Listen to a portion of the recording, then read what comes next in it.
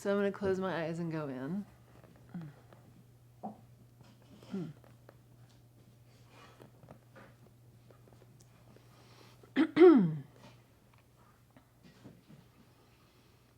So if each of you could just bring your awareness and attention into your heart. And just feel the expanse in and around your heart. And really feel the depth of the heart, or the center, the core of your being. And in that expanse, connect with Spirit. And be receptive to all that Spirit has for you.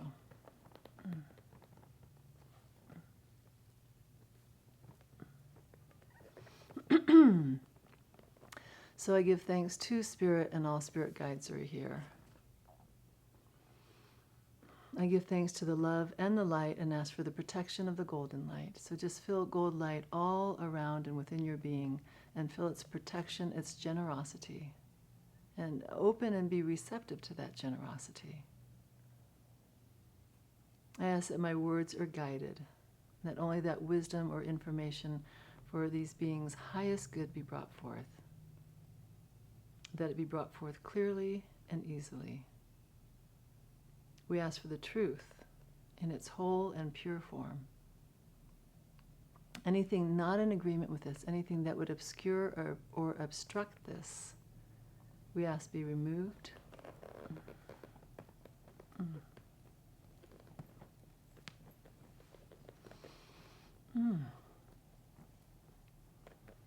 And we ask to be transformed by the light. So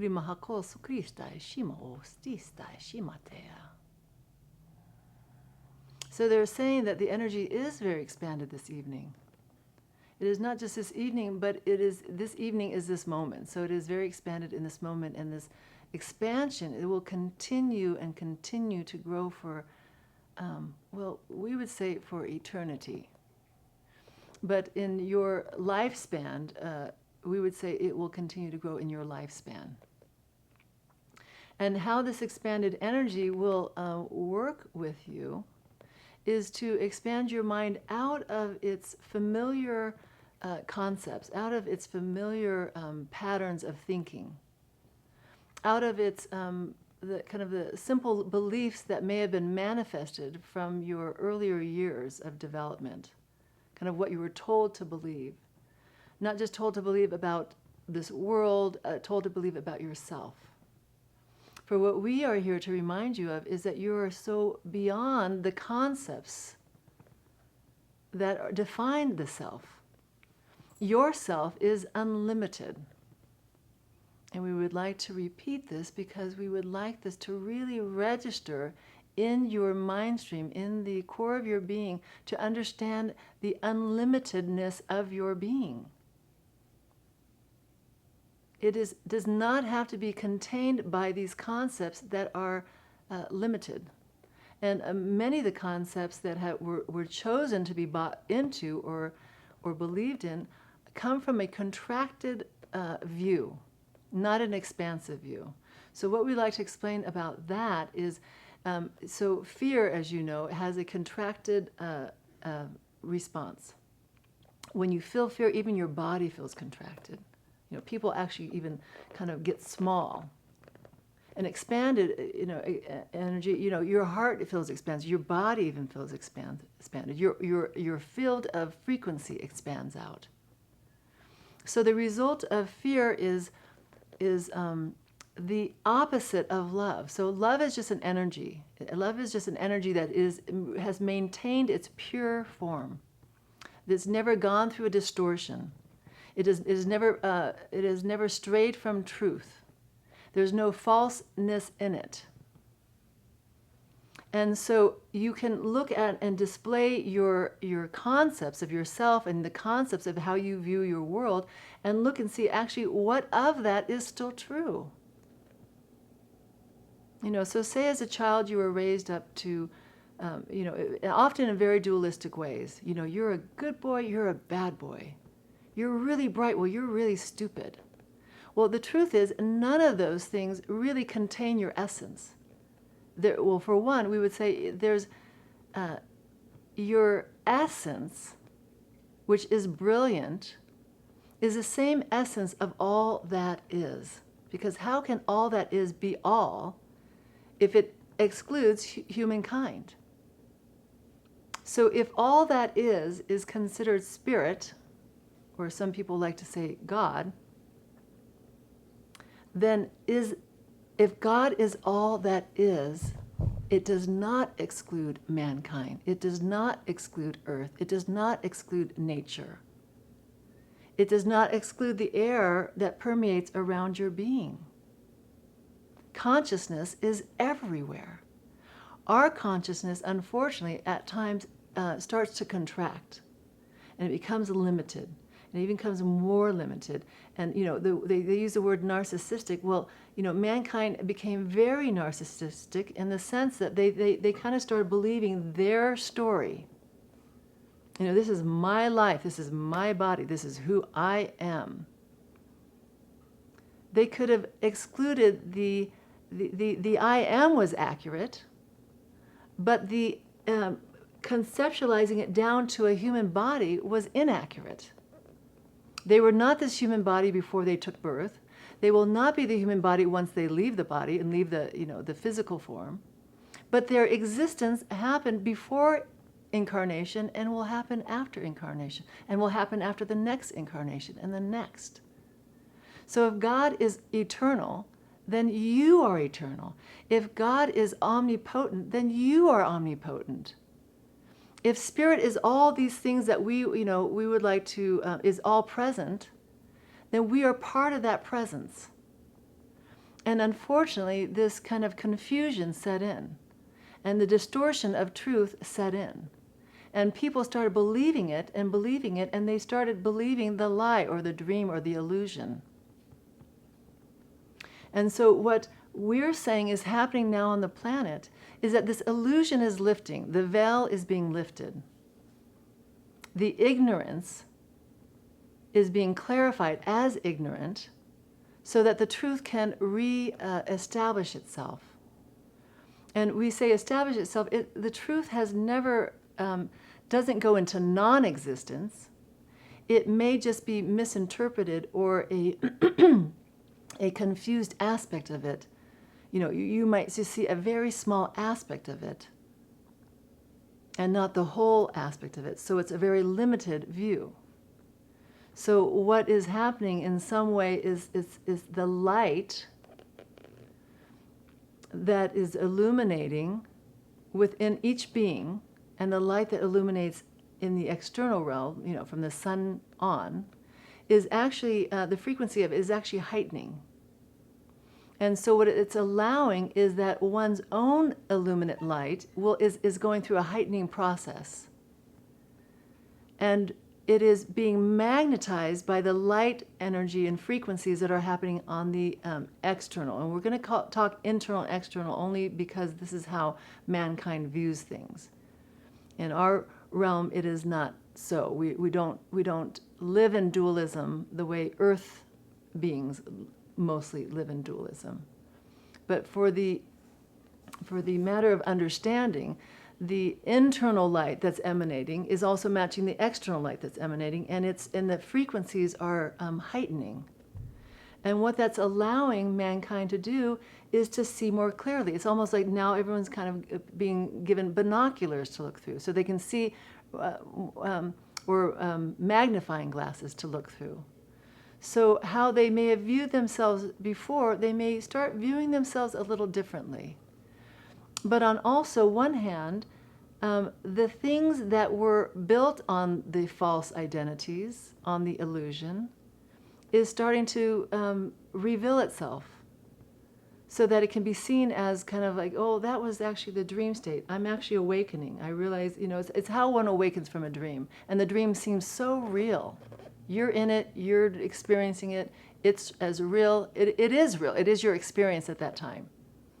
But then you awaken, and there might be that midpoint where you're like, was I dreaming, am I awake? And all of a sudden you wake, and oh, it was a dream. So all that activity in that dream state all of a sudden dissipates, and it's no longer real. It is considered a dream.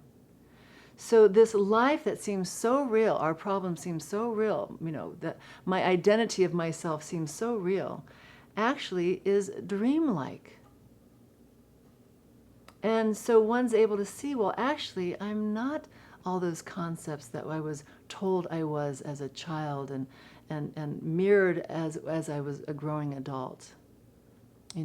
That you are such a beautiful person, or you're such an ugly person, or you're such a fantastic person, or you're just, a worthless person. I'm none of those. I don't fall in the dualistic, realm of good or bad. I am this essence of divinity that is eternal. I am this essence of divinity that does not have a beginning or an end. This life, this body might have a beginning or an end. But as we know, this life does not start nor finish here.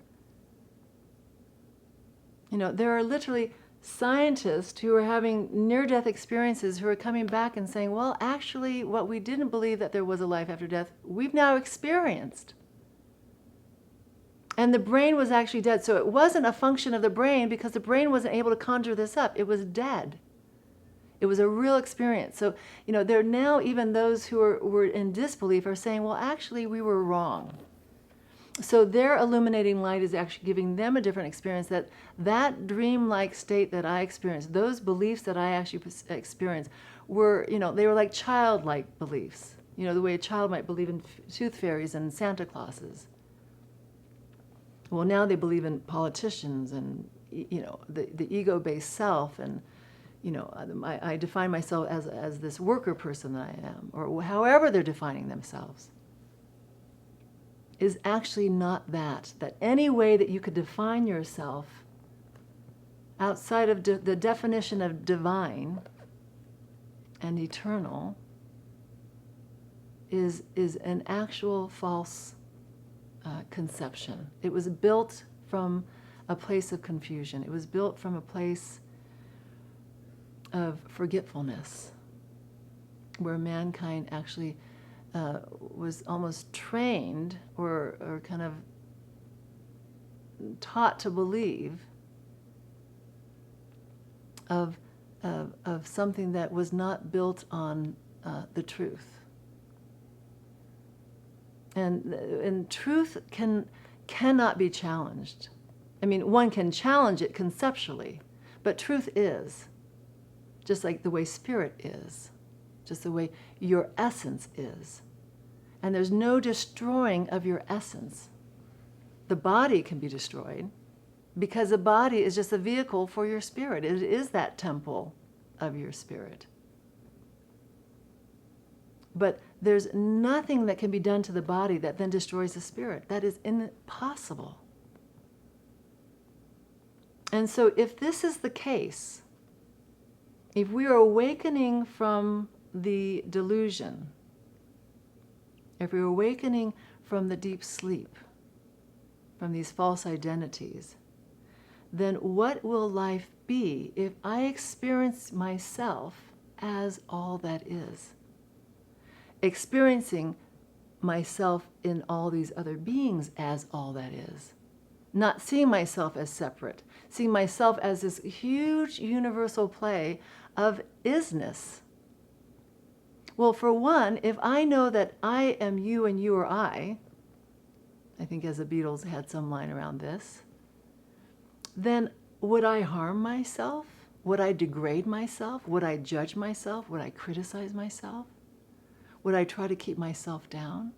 No, I would experience all my uniqueness through the many facets of how it's showing up.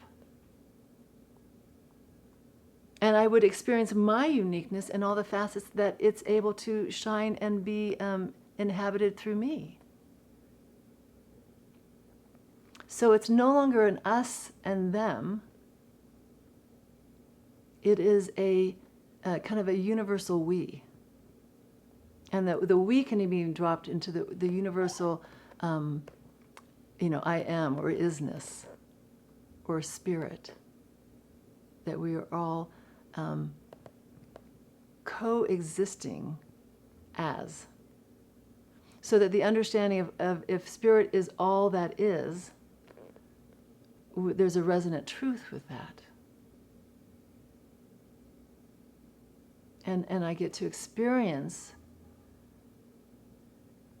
my aspect of that through this unique body, through this unique view, and explore that. And we would say you have really an eternity to explore it. So, have fun along the way.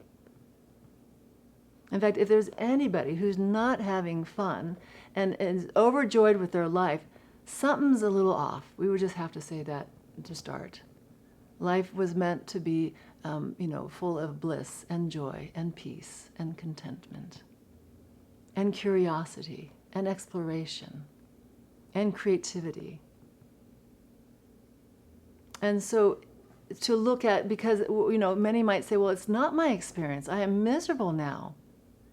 Well, we would say the very simple line to cut to the chase is you're miserable because you bought into the lie. You're not seeing yourself as a divine being that you are.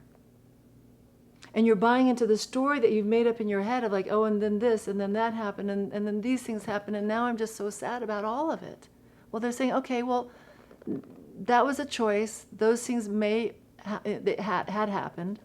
But you have this moment now as a co-creator of the universe to choose how you want to choose to create your universe. And if you want to include joy and peace and all the things that you ascribe for, then do that. And start by knowing that you have the power to do that.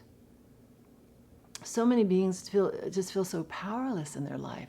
How could one feel joy if they feel so powerless? But they're feeling powerless because, again, they've bought into that they are not all-powerful. And we're not saying the all-powerful like, so tomorrow I'm going to go create 10 universes. We're saying that we are part of that which is creating all universes. We are part of that universal energy. I don't prescribe that we will all have our own little God kingdoms. But as a aspect of that, of spirit, where what can you create in your life with what you have available to you now? Well, for one, we would say, please include peace as one of those. An easy way to create peace is to see how where you're warring with yourself, where you're at odds with yourself, and make peace there. So typically, when someone's at warring at oneself, they're in conflict with the truth. Because again, if the truth is energy in its non-distorted form, then if you were all inhabiting truth, there would be no disharmony. So one can start looking, okay, is there a way that I'm seeing myself that is off? And we can say it's off by if it has any view that's other than I am divine. And I'm pure and I'm acceptable just as I am in this current growth spurt that I'm in this current evolutionary aspect of my personal path. And we would advise a personal inventory of all thoughts that come through your mind. And if any of them just are not in these agreements, just see them as that. Oh, that's part of the false paradigm that's actually coming to a close. And so, oh, never mind. I'm not going to pay attention there. Because the truth is I am divine and I can create joy. And I am creating joy in my life. And these are how I want to create joy. And I'm very excited about going over here and moving this and doing that. And soon enough, you're bubbling over with excitement because your life is just so extraordinary. Because you created it to be that way. And you feel the power of that essence. You feel the power to be able to, say, well, I have a mind and I can move across this direction and do these things.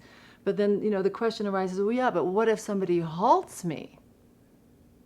When it says, I want to go create my little teepee here and I want to create this land and I want to, have a little organic garden and won't that be so fun? But someone says, well, but this is my property. You can't stay here.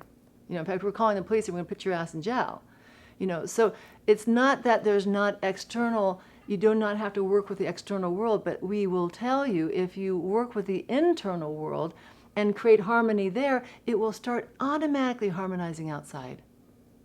Then this person's going to say, oh, you can have that little piece of land. That's all you need, no problem. In fact, if you need more, there's some over here too. In fact, I can help you. I've always wanted a garden grown here. Can I help you? Can I bring some wood your way? It can offset the negative belief systems, and all of a sudden you're creating very positive situations for yourself just by turning the switch from here to there. And we were saying it is that easy. So if it is that easy, make it an easy journey for yourself. Make it a delightful journey for yourself.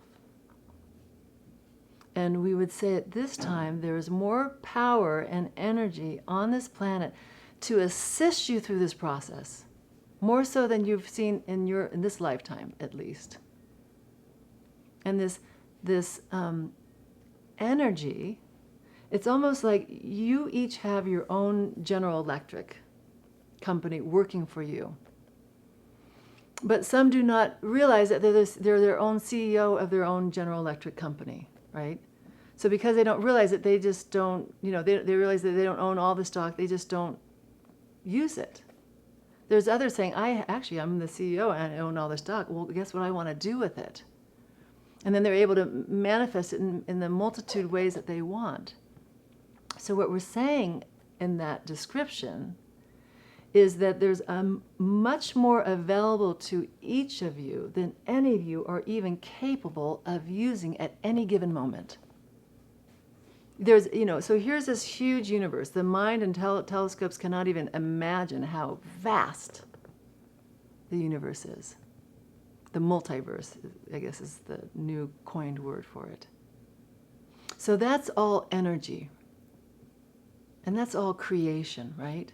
So all that created that is available to you every given moment of every second of your life. Will be and will always be through eternity. It is the Spirit's generosity will never be denied anyone, ever. This, we would say, is a capital T truth. So if that is the case, then if you're your own CEO of your own electric company, how do you want to use it? For one, you got to start talking to your team. You've got all these workers on you, and they're just like, they want to really make the boss feel special. They want to get the good brownies in with the boss. So they're just eager to assist you in your manifestation. So you can say, oh, Spirit and Spirit guides who are so vast and generous, I'm so curious and interested in creating this dream for myself. What can you do to assist me in co-creating this thing? Half the times they're saying, get out of the way, we'll just do it for you. In the sense of what needs to get out of the way is the limited thoughts of all the, well, that can't happen, well, and that can't happen. Well, that's asking too much. Well, I may not be worthy of that kind of experience, that wonderful of a mate in my life, that big of a house. So because there's all this kind of ramble of like all the things that it can't be, well, guess what you're creating? Just that. So if you kind of get out of the way and say, well, there's unlimited possibilities. Here's my little dream. It's just a tiny little dream. It might, I might be dreaming too small. So assist me in, creating this dream and maybe expanding me so that I can see there might be something bigger at hand to bring forth. And then I get to just be kind of the watcher and dancer and viewer and co-creator of this. And we would say for any of those who are still at any place, if there's any part of disbelief in you at this moment, test it. And then find out for yourself, okay, so next time I'm going to ask Spirit, okay, I'm really curious about this and this. Okay, I'm just going to sit back. Let's see if it works. Well, for one, if you ask doubting, it's like saying, well, we really know you can't do it, but we're just going to see. That's part of the getting in the way. And it doesn't mean that they can't start edging in on you and say, well, she at least asked, well, let's just start with that part, and then we'll go to that, we'll see, afterwards. So it doesn't mean that doesn't actually start even allowing it, even asked in that way. But imagine if you asked, and you asked the way a child asks, Santa for the gift that, their dad knows there's a tricycle already under the tree. Ask with that kind of curiosity and that kind of excitement and that kind of innocence and that kind of purity and that kind of alignment, that you believe that if spirit can create universes and give bodies and breathe bodies and the whole thing, that what else can it do? Maybe I am asking too small of a favor. So we would encourage each of you to start exploring and start, encountering spirit and just seeing, let's just see what can be done here. Where am I limiting myself? What have I not asked because I don't believe it can happen?